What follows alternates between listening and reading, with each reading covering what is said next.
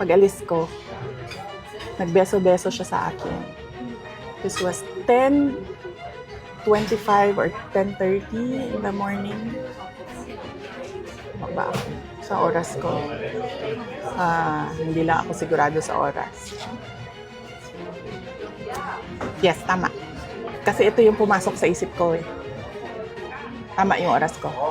10:25, 10:30 naman. Amoy alak siya. At kung ako ang pahulain, kung ano yung alak na yon, whiskey.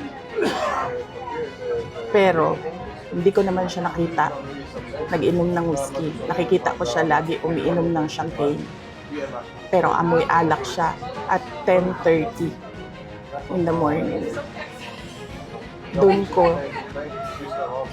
Doon na-confirm yung decision ko na mag-resign. So, hindi ako ang failure. Siguro, ang failure is yung 10:30 pa lang ng umaga, amoy alak ka na.